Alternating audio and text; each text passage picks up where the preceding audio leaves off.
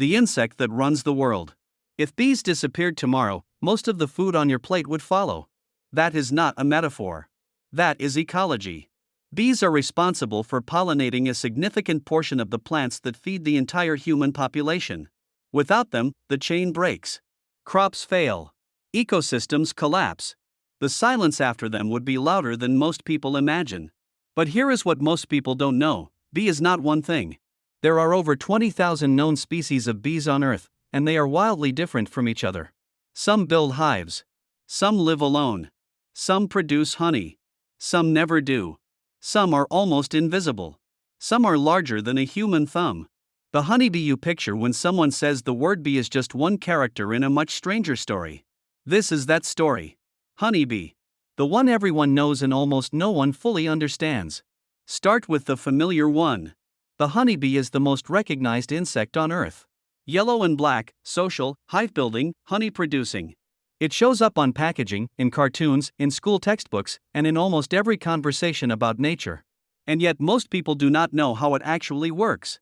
A honeybee colony can contain tens of thousands of individuals, all functioning as a single coordinated system. The workers are female. The drones exist only to reproduce. The queen controls reproduction but is not the leader in any human sense of the word. The hive thinks collectively. No single bee runs it. Worker bees communicate the location of flowers through a waggle dance, a movement sequence that encodes direction and distance with remarkable precision. That is not a metaphor. That is math done with the body. And when a worker bee stings, it dies. The stinger is barbed and tears free, which means the act of defense is also an act of sacrifice. The honeybee is the most familiar bee in the world, and it is also one of the most extraordinary social organisms that has ever evolved. Bumblebee. The warm one that shouldn't work. The bumblebee looks like a honeybee that has given up on aerodynamics. Rounder. Fuzzier. Slower. The kind of insect that seems to exist at its own pace, unbothered by efficiency. And for a long time, scientists actually debated how it could fly at all. Its body seemed too large, its wings too small. The answer turned out to be in the mechanics. Bumblebees beat their wings at a much higher frequency than their size would suggest, and they use a different aerodynamic technique than most insects. They were never defying physics. Humans just had not understood the physics well enough. Bumblebees are also critical pollinators for certain plants that honeybees cannot effectively reach. They use a technique called buzz pollination, where they vibrate their bodies at a specific frequency to shake pollen loose from flowers that do not release it easily. Tomatoes, blueberries, and many other crops depend on this method. Without bumblebees, some of the most common foods in the world simply would not exist. Mason bee. The solitary builder. Most people assume all bees live in hives. Mason bees do not. They are solitary insects that build individual nests inside narrow tubes, hollow stems, cracks in wood, or specially designed bee houses. Each female works alone, collecting pollen and nectar, packing it into cells, and laying a single egg per chamber. No queen. No workers.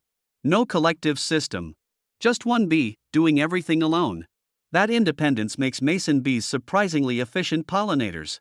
Because they carry pollen loosely on their bodies rather than packing it tightly into leg pouches the way honeybees do, they transfer pollen to more flowers with more contact. Some studies suggest that a small number of mason bees can pollinate an apple orchard more effectively than a much larger number of honeybees. They don't build a monument. They don't produce honey. They don't have colonies that inspire documentaries. But when spring arrives and the fruit trees need pollination, the mason bee may be doing more work per individual than almost any other insect alive. Carpenter bee. The one people mistake for a threat. The carpenter bee looks alarming. It is large. It is fast. It hovers directly in front of faces in a way that feels aggressive and territorial.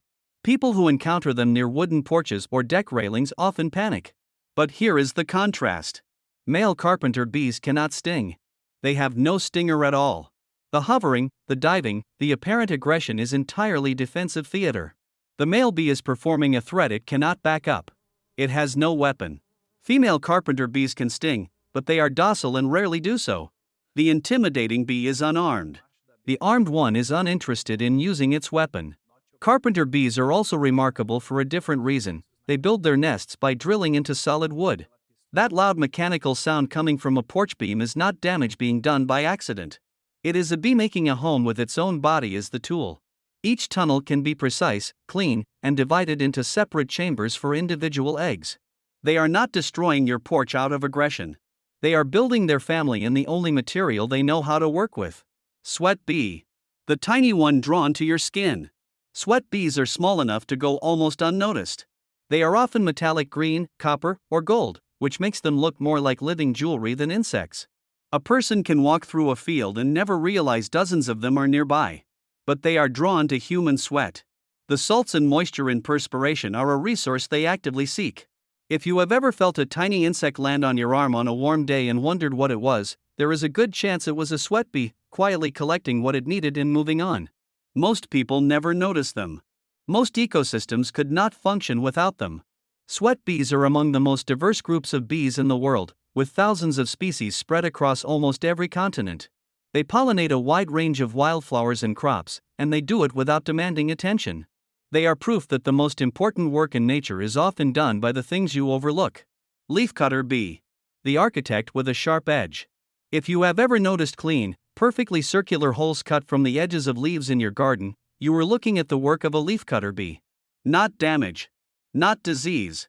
Architecture. Leafcutter bees use their mandibles to cut precise discs from leaves, which they then carry back to their nests and use as wrapping material for individual egg cells. Each cell is packed with pollen and nectar, wrapped in leaf segments, and sealed.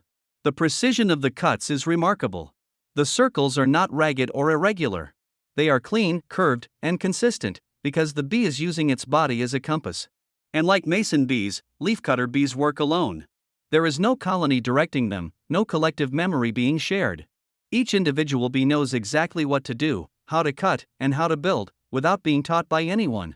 That kind of knowledge, built entirely into biology, is one of the stranger things in the natural world. The bigger picture. All of these bees are different. The honeybee builds collective intelligence. The bumblebee defies expectations. The mason bee works alone and outperforms the crowd. The carpenter bee intimidates without a weapon. The sweat bee hides in plain sight. The leafcutter bee turns biology into precision tools.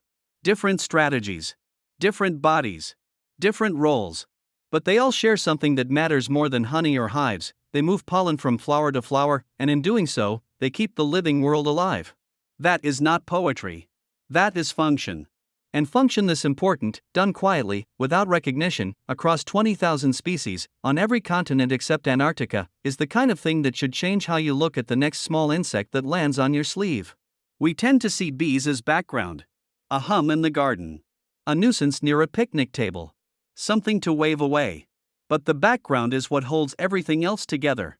Every fruit tree, every wildflower, every crop field that depends on cross-pollination exists partly because a small insect with no agenda, no awareness of its own importance, flew from one flower to the next and did the work that keeps the world running.